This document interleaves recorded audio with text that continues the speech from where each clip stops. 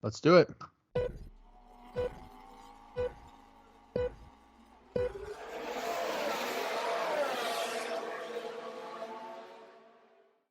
It is lights out and away we go. Hello, racers. Welcome to episode 17 of the Harder Soft Formula One podcast. I'm your host, Adrian Huff, and I'm joined, as always, by my co-host, RJ McCullough. RJ, how are you? Of course, this was a huge weekend for you, so you've got to be, buzzing. Of course. I mean, obviously, you're talking about Lewis getting a podium, right? Yes. Yeah, no, it was obviously I was in Montreal from Friday to Monday, and it was just an unbelievable, unforgettable weekend. First time I've ever seen, heard, smelled F1 cars and F1 racing in person. So it was just, I mean, I'll break it all down at some point during the podcast today, but it was just, I mean, an unbelievable weekend from start to finish. Even with the rain, that even added an extra element that was still kind of cool for Saturday. So yeah, it was unbelievable. But as things go, Max Verstappen got another win. Yep. Barely, but he did get another win. Yep. So as our tradition continues, it's 5 to 6 races, I think. Yeah, I'm gonna something do this. crazy like that. Your poor heart having to chug so many Red Bulls this season. But well, you'll read the exact standing soon, but our personal Harder Soft League is getting extremely tight. I did win, or my driver did win this week, but you got second, third, and fourth, so Yeah, you're closing in. But yeah, we'll get to that. But yeah, you sorry, chug that. It's always a bit of a burp fest right after, but you did it like a good. champ. Thank you. So yeah, as you said, you had Verstappen 25, Charles had 10, Bottas had 6, Ocon had 8, and Zhou you had 4. So you had a couple nice little surprise points at the bottom there that were very important for you. Then I had Hamilton 15, Sainz 19, Russell 12, Alonso 2, Stroll 1.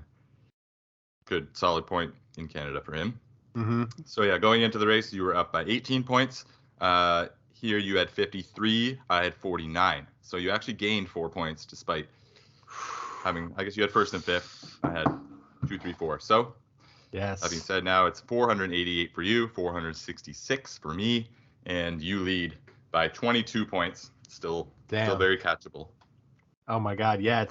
There was a point where I was like commanding, but these DNFs are costing me. And also, you picked. I got like really good like first 2 picks, I feel like, but your mid guys are just like racking up points. Like I'm pretty much getting like top 1, maybe second, maybe third, but then pretty much nothing until like 8, 9, and 10. So you're catching up. Yeah. Hopefully it's a solid race right to the finish. I don't think the same can be said for the constructor standings right now and the driver standings, but the season's still got a lot to go. Yep. So we'll get into the Montreal standings results after I do my 1-minute race review. But I guess quickly we can do the updated driver and constructor standings. Do you want to take driver or constructor? I'll do the constructors. All right. So go ahead if you have it up. Otherwise, yeah, absolutely. So Red Bull, obviously number 1. They've got 304 points. They've got 7 wins this season so far and 12 podiums. Then Ferrari's right behind with 228, only 2 wins. It's crazy that Charles has only managed to get 2 wins with his just insane qualifying. It's very bizarre and very sad. But they've got 9 podiums. Then behind them, Mercedes, 188. Then McLaren, 65. Alpine, 57. Alfa Romeo, 51. AlphaTauri, 27. Aston Martin, 16. Haas, 15. Williams, 3. So pretty much the only thing that really stands out to me is just that it's kind of surprising that Alfa Romeo is so close to Alpine, because it just feels like Alpine has like such a faster car. But I guess Fernando just has such shit luck that they're not able to pull it together to pull ahead and just for sure secure that P5, which they have it, but we'll see how long they're able to hold it. But go ahead with the drivers. Yeah, Alonso was talking a bit of a big game going into after his huge quali on Saturday, but couldn't really pull it off at all on Sunday. No. I mean, at the end of the day, it wasn't necessarily his fault, but on the turn one, he said he was going to get ahead and lead for the first time in a long time, but not even close. So anyways, what's the gap between Ferrari and Red Bull right now? So currently Red Bull 304, Ferrari 228. So 76 points. Okay. And then what's the gap between Ferrari and Mercedes? 40 points. Ooh. All right. Yeah, so it's Ferrari's 228, Mercedes 188. So there's a little battle brewing for second right now. It's definitely looking like it, and I mean we'll probably briefly touch on it, yeah.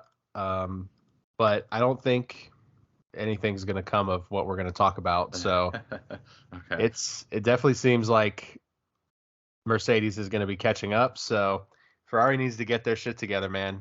They really do.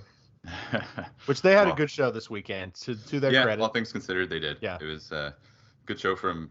Really, I was saying like after as we were leaving, I think like that was a good day for pretty much if you're a Red Bull fan, a Mercedes fan, or a Ferrari fan. Like it was a pretty good day, all things considered, for all three fan bases. Then can't really say that too often. So definitely not. Yeah, driver standings.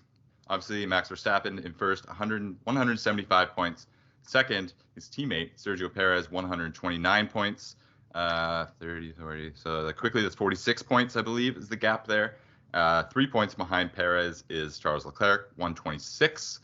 George Russell, fourth, 111. Fifth, Sainz at 102. And then everyone else is under 100. Lewis Hamilton at 77. Lando Norris in seventh. Valtteri Bottas, eighth. Ocon, ninth. Alonso, 10th. Gasly, 11th. Magnussen, 12th. Ricciardo, 13th. 14th is Vettel. 15th is Tsunoda. Zhou Guanyu is 16th. Alexander Albon is 17th. Lance Stroll, 18th. That rounds out the people that have points. And then 19th, Mick Schumacher. 20th, Nico Hulkenberg. And then 21st, Nicholas Latifi. As always. I laugh every week. Well, as always this season, Latifi was always at least one ahead last season. Yeah, it's tough to see. Yeah. So that is the drivers' standings.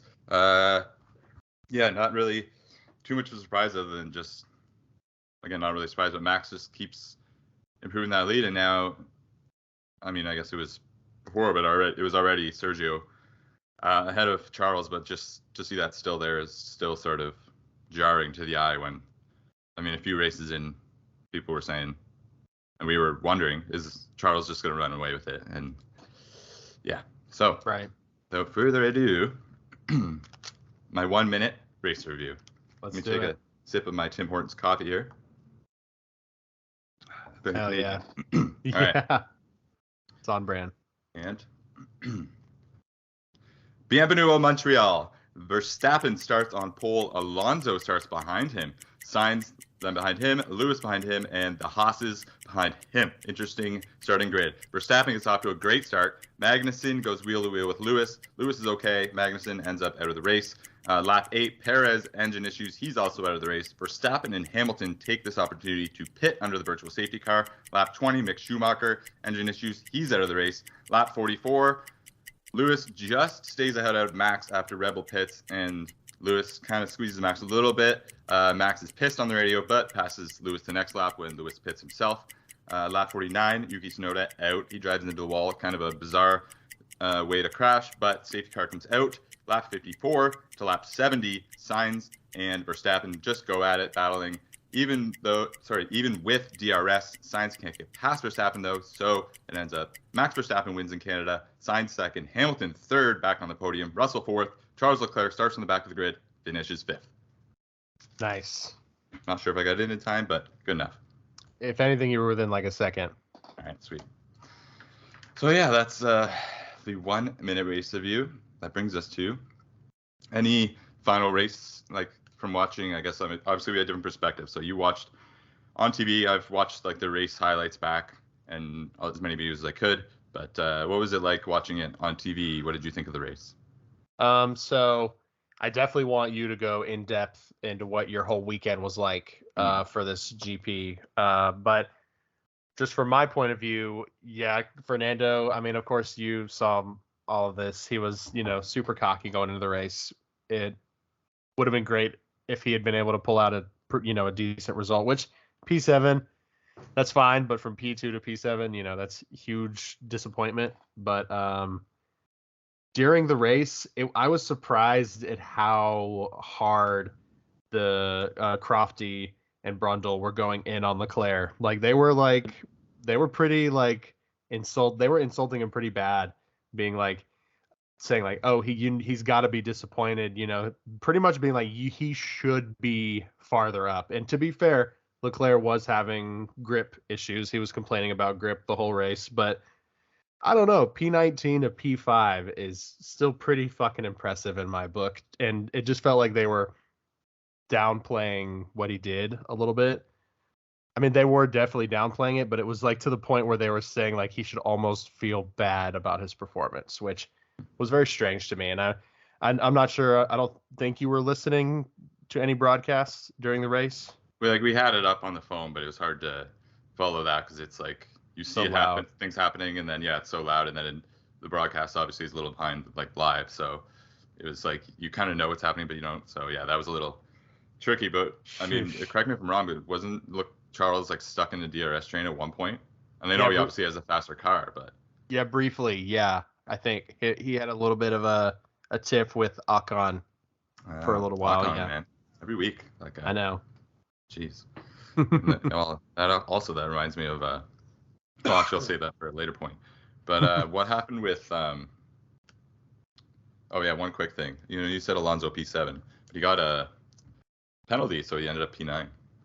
Oh, that's right. Yeah, I forgot about that. I'm looking at the classification from the race. That's my bad, but Okay. I've No worries, completely forgot about that. That's yeah for weaving in front of Bottas. Yeah, that tracks honestly. But I mean, of course this race was on Father's Day, so I actually watched this race with my dad. It was a lot of fun. He has watched a couple of episodes of Drive to Survive with me, but he is obviously like super impressed with how fast it goes, and he's just like in awe. But he also has like no fucking clue what's going on. So he's like, every time I'm like, no matter what happens, I'm like, oh, and he's like, is that Verstappen? I'm like, yeah, that's Verstappen. Yeah, that's him. Yeah, But yeah. Well, it's cool that you got to watch with him. yeah, that was fun. But I mean, to be fair, nowhere near exciting as your experience. So that was, I mean, besides, obviously, I want you to get into yours, but besides that, yeah, really impressive results for Mercedes as well. We'll get into the sort of recent drama, but I was excited, especially for you, for Lewis to get podium. So that was really cool to see. I also really like seeing Lewis outperform George. That was Yeah, awesome to see. But yeah. besides It was. that, yeah, Did that's they that's catch on the broadcast? It was pretty loud in person, but like afterwards when they announced them on like the podium, they call out like Lewis Hamilton, Max Verstappen, and they walk out. When they announced Verstappen, there was quite a few boos. Like it was pretty loud really. boos. Yeah, it might have just I been where I was standing, but I was like, oh, I hope that wasn't on TV because but and then Lewis came out. It was just like extreme ovation, which I mean I was kind yeah. of loving that, but yeah, it was kind of Uh, strange. Like people here obviously not huge fans of Verstappen, although there were tons of Verstappen fans, but no, yeah. for sure. I didn't catch any boos. I may have just like not heard them, but I definitely heard all the cheers for Lewis. I was like, oh, okay, awesome. I'm sure that feels good, you know, because he's definitely. I mean, they've cheered for him obviously, but the podium, it's Yeah. got to feel amazing. Yeah, that was so cool. I wish we could have. I wish the mics didn't really cut out in the um, The cool down like the room. cool down room. So I Yeah, went back to watch that because I was like, oh, that's good. That must have been cool, but some didn't really get bullshit. much from that. What was the situation that happened with Latifi? Because I remember you were texting me about something about like the fan vote thing. Yeah, so of course there's no confirmation on this, but Charles Leclerc was voted driver of the day. And if you look at actually, let me pull up the actual um, results. Because, like I said, Charles Leclerc got driver of the day. Um, if I'm not able to actually pull it up, then it doesn't matter. But Leclerc got like 26% of the vote, something like that. Okay. And people, I mean, if you added up the top 5 um, votes, or it showed Latifi wasn't in the top 5 at all, and there was a solid like 50 to 60 point or percentage missing. So people were like, oh, so people voted Latifi as a joke. Or I mean, you can call it a joke, but it's like it's definitely for a meme, but they definitely took that off and were like, nope, not giving him that. So Yeah. Poor I guy. mean, yeah, I don't know, it's arguable of like what they should have done, but I don't know. I think Yeah. that's It's kind of like shitty. the optimist side of like viewpoint to look at it would be like it was his home race. It could potentially be his last, if not his last race in F1, probably his last, most certainly his last Canadian Grand Prix Oh, for in sure. F1. So there's the case to be made that maybe fans were just trying to send him off in his last home race with a nice fan vote. But then yeah, more realistically, if you take one look online with anything that says Latifi, it's either negative or someone trying to troll. So Hmm. yeah, the memes that I would have come out of it, I can only imagine. Yeah, I still think it's kind of bullshit because even if you're even if the fans did want to send him off, you know, regardless of what's been confirmed and what hasn't, they should be able to do that. I don't know. I have the actual percentages here. So Charles got 21.6%, and then Lewis got 11.9, Carlos got 10.6, Max 10.2, Fernando Alonso 6. So that's less than 60. So there's 40% missing. And of Right, course, right. all the other drivers probably got a very small vote, but I mean, Yeah, where's the rest of the points? I mean, I think yeah, Latifi probably just maybe got like over Charles, and they just were like, let's just cut it. yeah, So yeah. Fair enough, fair enough. it's Um, sad, but also hilarious. But yes, I want to hear starting from Friday your whole okay, weekend experience, because there was a lot. You experienced a shit ton. I did. It was a lot of fun. So I'll try and remember as much as I can. I was gonna try and write everything down, but I think the best thing to do is just try and go through it. So got there Friday afternoon. Uh, we wanted to go to the track, but by the time we got to the hotel and got settled and everything, and the city was absolutely like, it was a beautiful day when we got there. The city was absolutely jam packed. So our hotel was downtown, so, or like near, yeah, I guess you could say downtown, like really close to the Ritz, which is where pretty much all the F1 drivers were staying. But then the whole area of downtown Montreal was just like all the streets are shut down. It was just like party scene everywhere.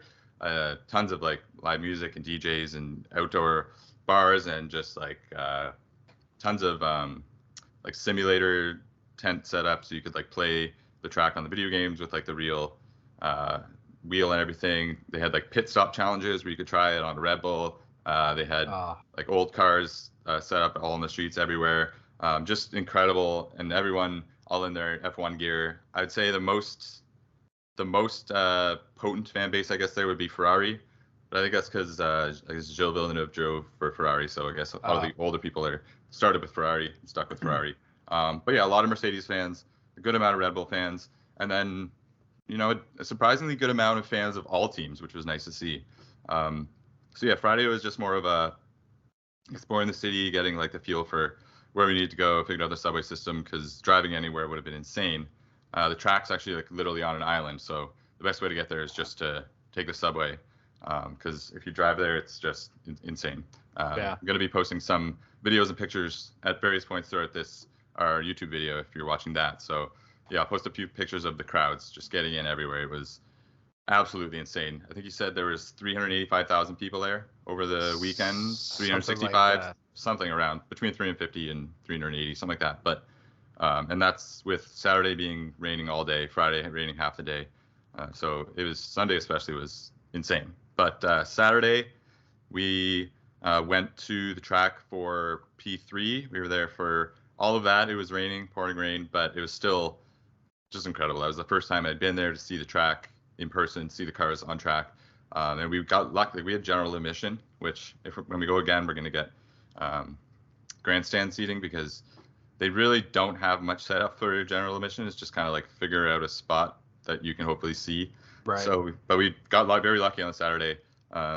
We got like at the edge, like just at the exit of the hairpin where the DRS zone starts. Like we were about like 10 meters from the DRS line. So Yeah, that was I was gonna say your spot Saturday was fucking amazing.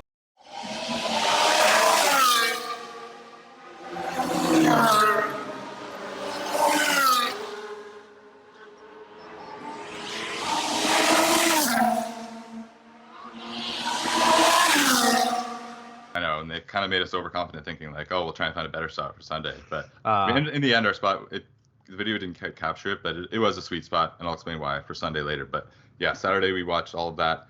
We had dinner reservations at like an amazing restaurant for Saturday night, so we weren't able to stay for quality. We just went and watched. Like we were there for some of it, but we went and watched um, at a bar near where we were going to catch the end of that. But still, that was really cool because it would have been tough to really follow quality where we right. were. That was amazing. And then went out for dinner. And then Saturday night, my mom and I, she's like obsessed with Lewis Hamilton. And we were staying at the hotel right beside. We were staying at the Hotel Cantley, which is right beside the Ritz, basically. Oh, And so my mom and I were like, there's huge crowds outside, like as if it was paparazzi, what you'd expect, and like red carpet and shit. My mom and I were like, let's just like walk in as if we were staying at the Ritz. So expecting to get stopped by security, we're like, let's just try. So we did. oh, We walked right in. Nobody said anything. So we're like, okay, sweet. So we sat down at like their super fancy bar, and like I ordered an espresso martini, my favorite drink, which was $30, but it's okay. It was worth it for the experience. My mom doesn't really drink, so she just got a tea, and that was like $25. But anyways, oh my yeah, god. all weekend the prices are insane, but you got to know that going in. Yeah. And then, so we're kind of like not trying to be too obvious that we're fans, but I mean, obviously. And then, so George Russell first walks in. My mom's like, "Oh my God, there's George Russell." So I try to. I was like, "Should I go over?" So I was like, "Fuck it, I'm just gonna go over." I get up, walk over. Didn't really get to talk to him too much, but dapped him up.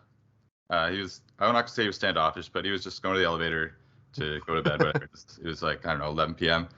And then a couple minutes later, Latifi walks in. And I'm like, all right, he's Canadian. He's got to be nice. So yeah, Latifi, go Tifi. So he walks in with a very attractive girl, I might add. So I felt bad interrupting, but they were on their way to good for him, on their way to the elevator to go upstairs and get some rest, I'm sure, Yeah, for the of big course. race. But I walked over to him. He was extremely nice, talked to me for a few minutes. Since we're interrupted, he kind of like smirked at that, but just don't even really remember exactly what we talked about, but just very nice guy, down to earth, a little taller than I thought he'd be. I don't even know how tall he is, but for some reason I thought he was really short. Yeah, nice guy, and yeah, wish him luck. He went off. Got a picture with him though, so I'll post that. And yeah, that was Saturday night, and then Sunday race day. Obviously, absolutely beautiful day, gorgeous day. We go to the track a few hours early. I think the race. Do you remember what time the race started? Like 2 o'clock. It's all a blur. It was 4. 4. Oh Yeah. shit. Okay, Oh so wait, no. It was three, 2. No, it was 2. 2. But it's quality that was at 4, right? It ended. Yeah, quality was at 4. Okay, Yeah, it so started 2. at 2. I mean, we are just glossing over the fact that you met fucking George Russell and Nicholas Latifi. I mean, Yeah. when you texted me, I like looked up to my girlfriend and my sister, and I was like, he just met George Russell. And they were like, oh, they were just like, oh, that's Yeah, cool. go, I'm go. like, I'm the only one that's freaking out about this. You sent me the picture of the TV, and I just started like laughing. I was like, I can't fucking. I mean, to be fair, so fucking cool that you got to meet one of the two Canadian F1 drivers and get a picture with him. So I'm sure you've already shown that in the video, but like, that's awesome. That's so fucking cool. It would have But been funny anyway, if I met Stroll. I don't know if I would have had the oh, balls to do my Lance Stroll impression to Lance Stroll. I don't think. I would have had to see what kind of mood he was in. Yeah, I don't know if he would find that very funny, or as Especially funny because as my we do. go-to would just be Dad. I don't think he would like that one bit. So It'd be really funny if you're like chatting him up, and then Lawrence Stroll comes around, and you both go, "Dad." it's like, hey, that's my dad. Oh no. Jesus Uh, Christ. but yeah, so Sunday, get to the track. It was a beautiful day, sunny day, thankfully. Not too hot. I'd say it was like 25 Celsius. There's a slight breeze, which I think is around 75 Fahrenheit for those of you weirdos. And then, Americans. yes, sorry, Americans. And yeah, so we were the goal was to find a spot on turn 1 because a lot of times the race can be dictated by turn 1. So Turned out after walking around for about an hour, there wasn't going to be any spots on turn one where you could see without having a grandstand pass, because for whatever reason, there's fencing everywhere, and as steel fences work, you can see through fences quite well. But a lot of the places they put up this like black tarp so that you can't see. I mean, maybe there's a reason for TV, I don't know, but you can't see on pretty much anywhere on the track if you have general admission. That's pretty much the main issue I had. So we just kept walking around trying to find a spot. A couple hours walking around, and then we found what we thought was kind of a meh spot. Turned out to be a really good spot. It was at like right before the Wall of Champions, just like 100 meters before that little right-handed kink, right, before it turns up to the like a quick right left up to near where the Wall of Champions is, the last turn. And that was really cool because the cars come in at like top speed, and then quickly we'd get to hear them like switch gears, brake, and then do a little, or we could see them like brake in the last second and go dip into the pits. And there was one moment where Gasly, I don't know what happened, it was like maybe lap 12 or so, where I guess he decided last second to go in the pits and he messed up his gear change or something, but he kind of like wobbled and then dove back into the pits at the last second, and we had a perfect view of that. Had a perfect view of Lewis the first time he passed Alonso. He made like a quick move there, and then he ended up passing him on the straight. So we had a perfect view of that, and then all race, just lots. I had one video where it's like 20-second video where literally every single car in the entire field goes by, and the sound, I mean.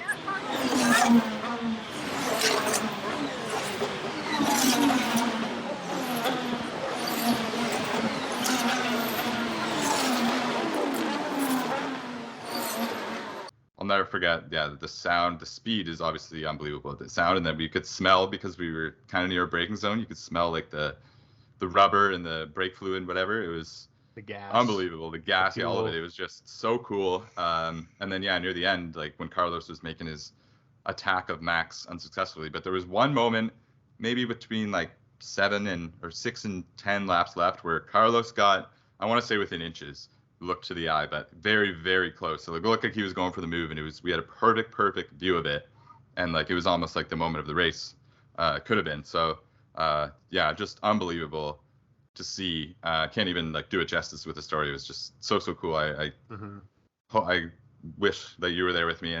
Next time for sure we're gonna be going together. But just unbelievable. And then getting out of there was an absolute shit show. Like, I don't know, maybe 200,000 people or whatever it was, maybe more, trying to get out of, basically probably 80% of them trying, or 75% of them trying to get out of one subway stop that hasn't been updated since between 1967 and 1972 or whatever. Fuck. So it was brutal. But there was some funny moments, like the crowd just started, as Montrealans do for some reason, they just started chanting "Ole, ole, ole, ole," and so there's thousands of people just chanting "Ole, ole, ole, ole" in a crowded subway station.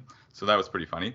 But getting out was a shit show. The only negative, I guess I would say, is the infrastructure. It was I don't know, just they haven't I don't know if it was because there were way more fans this year because they haven't had it in a few years, or they just, whatever the case, but they could use a little bit better infrastructure. And definitely recommend, if you're going, it's a little bit more money, but get grandstand tickets, because general admission's not the best for Sunday, at least. For the rest of the days it's fine.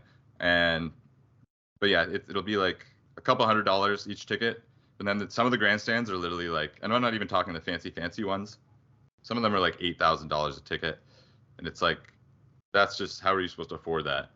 I mean, I sent you pictures, a few pictures, I think, of like the merch prices. Yeah. Unbelievable. Like a vest was like $250. Just a Mercedes hat, like my Lewis Hamilton one. The white and black ones are $80, but they had like I don't know, like a pride color theme one, turquoise one. Looked pretty cool actually, but it was $120 for a hat. And, like everything was just absolutely insane. Let's profit off these downtown. groups. It was $21. Like it was insane. But so I've never really been to an event that expensive, but they make the most of your money, and you got to know going in there. It's a expensive sport, and you're gonna be paying. One of the best, coolest weekends of my entire life. I'm sure there's things I'm forgetting that I'm gonna want to go back and tell, but I'll definitely be posting a lot of the videos, and we're going to be posting on social like short clips of all the videos. So Yes. just hopefully I mean, obviously the phone won't capture it all, but the sound and the speed and the person's eye view of what it looks like to be there and see it all. So yeah, just amazing weekend all in all. I really don't have anything else to add. Just worth the money. Overexceeded my expectations. Not overexceeded. Exceeded. I don't think overexceeded is a word. Exceeded my expectations. So yeah, that was amazing. Do we want to do? Because I've been talking for a while. Do we want to do our best and worst and hard and soft? Yes, let's do it. But that's awesome to hear. I mean, it's definitely the dream to eventually go there. Of course, we will eventually. Who knows which one we'll actually get to go to? Whether it's Montreal. Is Yeah. that correct? Okay, Montreal. Unless you're from Montreal, then it's like yeah or something. Well, yeah. Unless it's Montreal, it'll most likely be Coda. Um, Very unlikely Miami or Vegas, but Yeah. who knows? But that's really cool to hear. Those videos you sent were like so fucking sick. I can't wait to post all that. But Mhm. yes, yeah, I guess I'll start with the best and worst, and then you can do your best and worst, and then your hard and soft. Okay. So I think my worst moment is probably the Perez DNF. Um, just unfortunate. Perez just really was off the mark this whole weekend. So a little disappointing, but to be fair, they haven't raced there since 2019 before Yeah. COVID. So yeah, unfortunate. Best moment, Max's win. Of course, like you said, it was one of the few weekends where you can have positives for the top three teams, like literally for all three teams. So you can have like they all got good results in some aspects. So that was really cool to see. But yeah, what are your best and worst moments? Um, Before I get my best, just like first it was cool. I'm not gonna make my best, but it was just I'm really glad that Montreal put on a good race. The crowd was amazing. From what I saw, it looked good on TV. Oh yeah, And it wasn't boring. It didn't seem like there was a good finish. So yeah, really glad to see that. Like proud of that. Even though Sebastian Vettel tried to take us down, and all he, when people pointed out his hypocrisy, all he said was they called him. There was like articles about him in Canadian outlets, and someone called him a hypocrite, and his response was just, "Yes, I am." I am a hypocrite. All right, thanks. I really thought that one out, but fair enough. At least you admitted it. So, anyways, my best. So realistically, Hamilton getting the podium, but from being their perspective, my best like viewing thing was seeing that moment when Sainz came right up on Verstappen's rear, almost passed him, almost made his move, I guess. Having a perfect view of that as the crowd was going insane was really cool. And shout out to a lot of Ferrari fans, as I mentioned, but also for individual drivers, I'd say Hamilton, obviously, and Verstappen, but Perez. I know it's North America, but that's so far a bit of a travel from Mexico. There are tons and tons of Mexican fans there for Perez. So that was cool to see that a lot of the disappointed people, obviously. Yeah. And then my worst would just be, and I'm curious to get your opinion on this as from watching on TV. I said TV weird there, but we're just going to roll with it. How long that safety car took at the end, it was like, what, 5 laps or so. It just seemed like sitting there, like we knew we were in for a good finish. And Sainz actually seemed like, I think he was ahead maybe, or it just seemed like Sainz might have a chance. I think he pitted during the safety car, but it would have been interesting to see what would have happened if Verstappen had to chase down Sainz. I'm sure he would have passed him, but anyways, that safety car seemed to take forever and ever as we were just standing there.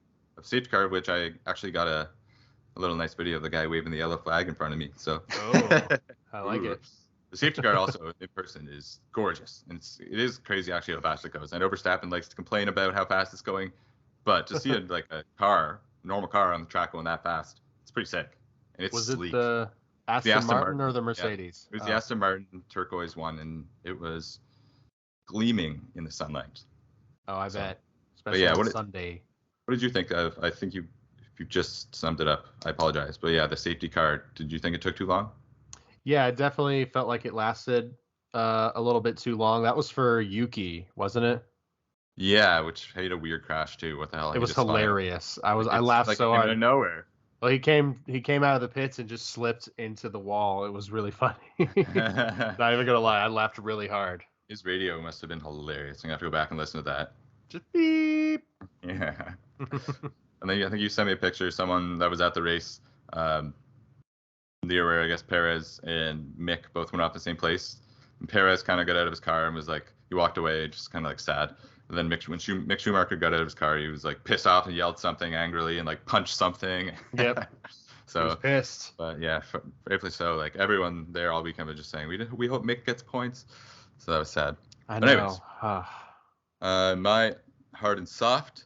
Got to give the hard to Max, holding off signs, not even ever getting that like close to his rear end, but never really that close to making a move even on signs with the RS for 15 laps or whatever it was at the end. Like amazing for Max to be able to do that. We were kind of watching in person. We were wondering like, okay, is Carlos not? Is he purposely not wanting to pass because he knows Max would pass back with the RS? So we were just kept waiting like, okay, he's going to do it with 3 laps Yeah. left. Like, oh no, he's going to do it with 2 laps left. And then Mm. it kind of dawned on us like it's probably not going to happen. And then we saw him coming in the last lap, and we are like, oh no, he's too far. But Yeah. yeah, it was a little disappointing. And I saw in the replay like the shots of Carlos's family in the paddock or whatever, just like watching like with covering their eyes and stuff, is trying to get his first win. I So know. that was kind of sad. But He good for needs it. Max. Like Max is, I know. as Horner said, he's in the best form he's ever been in his entire life, and that's kind of scary for the rest of the grid. You're not wrong. He's also getting my hard award this week, but it's I definitely want to see Carlos get his first win. It's so close, but he actually broke down his overtakes in the last couple of laps. He broke that down a little bit after the race. He said that I mean, it was obvious he was the fastest car out there Sunday.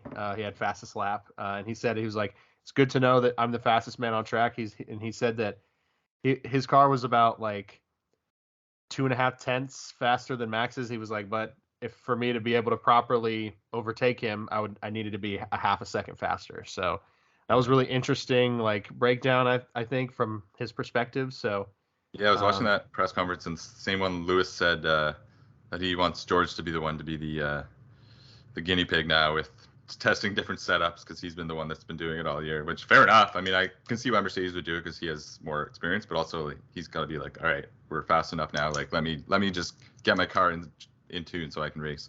it's strange, like Yeah. that Lewis is the guinea pig. I mean, maybe at this point they're just sort of like, I don't know. I feel like they're getting like so much good PR from George's like top 5 consistency that they just don't want to risk fucking that up, and they want to ride that shit out as long as they can. Yeah, like easy points. Then my soft is Kevin Magnussen. I don't know. I haven't actually heard it myself, but I saw that he was kind of complaining about Lewis again. And I'm not saying this as necessarily a Lewis fan, but watching the replay, like he tried to go around the outside. I was gonna make an Eminem joke there, but I'm just not.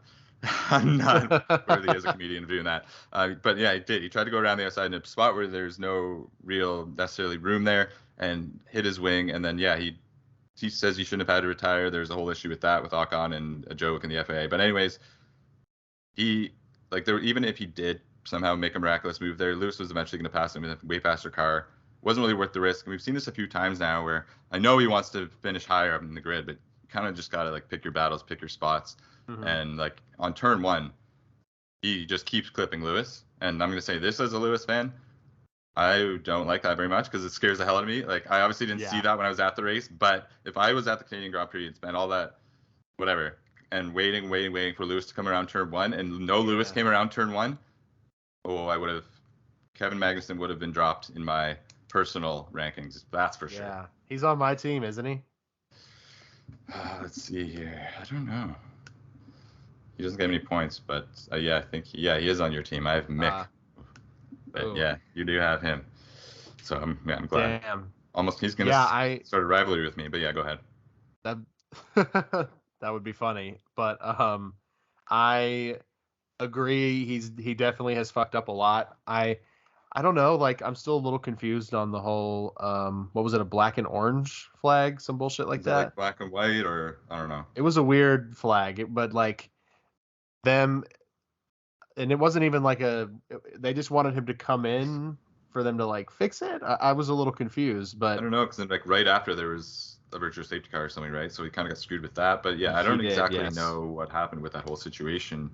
Just something with Ocon, I guess, joking on the radio about, oh, it's really bad, Yeah. and then them. But yeah, that's one I haven't quite done sufficient Mm-mm, research on.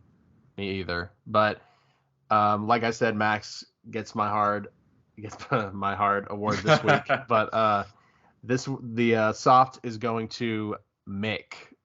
His crash just, I don't know, man. He especially with his really great qualifying performance in the wet. He needs points, dude. You got to get some points, man.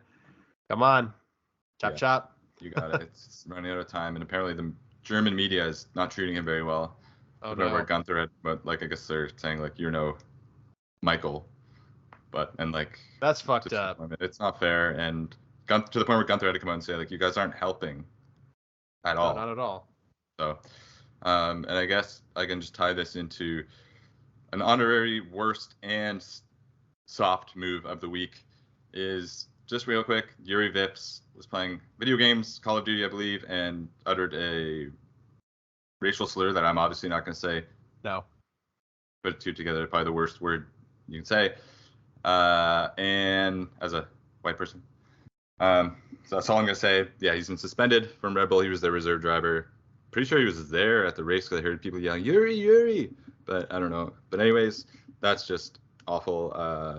Do you have any comments on that, or you just want to go right to the Mercedes allegations? Yeah, not just, there's really not much to say just besides it's fucked up. It's pretty much it. Idiot. Anyways, yeah. So fill me in on these Mercedes cheating allegations, because my brief moment of being optimistic about Lewis being maybe just a little bit behind the top two now. Hmm. Should I be concerned? I don't think you need to be concerned. I don't think anything is going to come of this. Of course, I don't know full details. I know like information, is coming out every day. So we don't exactly know like exactly what's going on or if there's even going to be like an investigation. I doubt there will be. Who knows?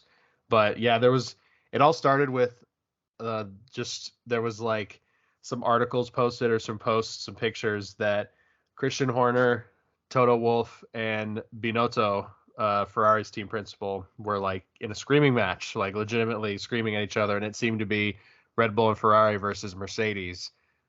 Um, we talked about it last week, the porpoising rules. Or did we? Did we talk about that last week?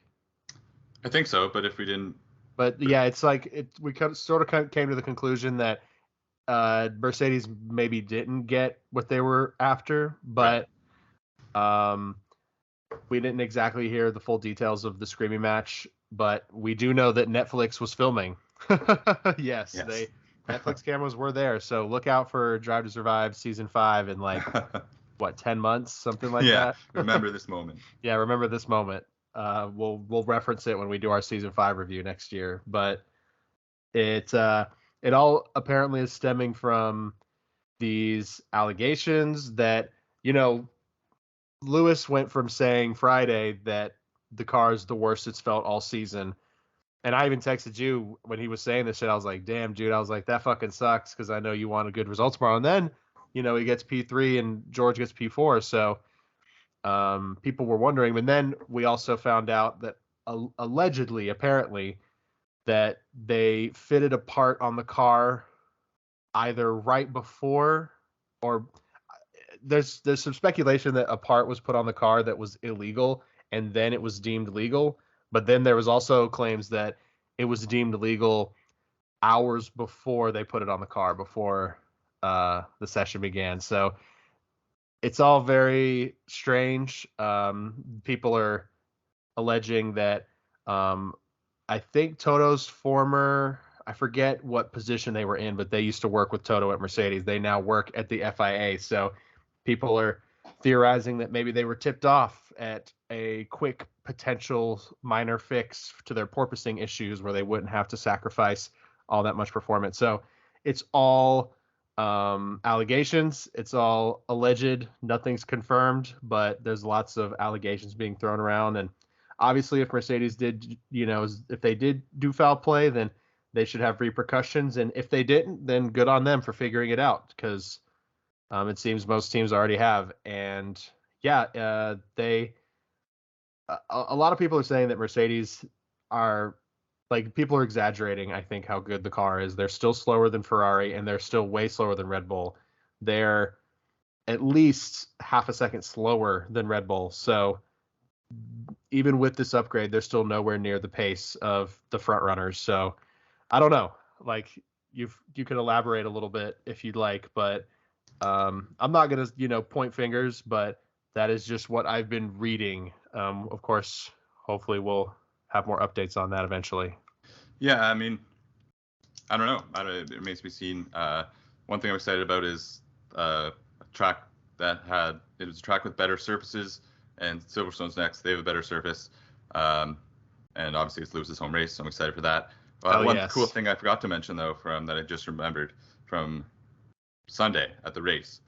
After the race, we were about to leave, but then we noticed people were starting to kind of pull the fences apart a little bit. And we're like, all right, let's kind of see where this goes. And they just pull this one part of the fence completely off.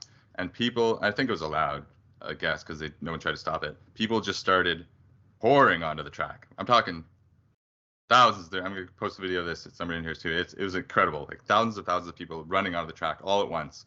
Like it was like Black Friday, and they just opened the store. Like everyone just running towards the PS5s. podium. Yeah, everyone running towards the podium ceremony. And then everyone got up there. Everyone was like jumping up on the fences to get a better look at it. It was insane. So, but yeah, I got to see the champagne celebration. It was kind of like through people's like legs and stuff, but I still was able to see them with my own eyes do the champagne. I saw Horner. I saw his wife. So that was cool. Saw a bunch of people in the pit lanes. Danny Ricciardo was in there. What's it? Gunther. I was about to leave, and I just heard people like Gunther, and then so I saw Gunther a little bit. Yeah, that was like one of the highlights too. Just being on the track, first of all, was super cool, and then just like the rush of after staying there and being kind of exhausted, and then just pulling the fences down and running in. So dude, that was that's awesome. fucking awesome. Yeah, I don't know if they do that every weekend, but I've seen a video of like fans rushing the track. That's fucking awesome. Just being able to stand where they were just flying through. That's awesome. And one of the guys, I mean, people were picking up like rubber off the track and stuff. Some guy took the DRS sign and he was carrying it around. Like, I guess he took the DRS sign home. I wish I would have thought of that. Oh, that's fucking amazing. Yeah. So yeah, it was awesome. Now I know what I'm doing. Like putting the cars on the trucks to take them out of there, and yeah, it was amazing. I saw the Aston Martin car the next day. They were unloading, so I got to see that up close. That was really cool. But yeah, amazing weekend. I'm sure I'll have more stories as the weeks go on. We've got lots of pictures and videos that will be coming out. So check out our social medias. You want to plug those, and we can get out of here. Absolutely, yeah. This episode was a little quicker than I was expecting. Yeah, I know. But yes, follow us on Twitter, Instagram, and TikTok at HarderSoftF1. We're going to be posting a lot on there. We are Hardersoft F1 Podcast on YouTube, Spotify, and Apple Podcasts. Thank you all so much for listening. Anything you want to add before we sign off? Nope. Just that if you have a chance at some point, put it on your bucket list. You got to see, not just you, every listener and viewer out there, you've got to attend an F1 race in person because it'll blow your mind. I'm so fucking excited for that. I cannot wait. Hopefully it'll be sooner than later, but we'll have to see. Yes. But yes, thank you all so much for listening, and we will see you next week for our Silverstone preview.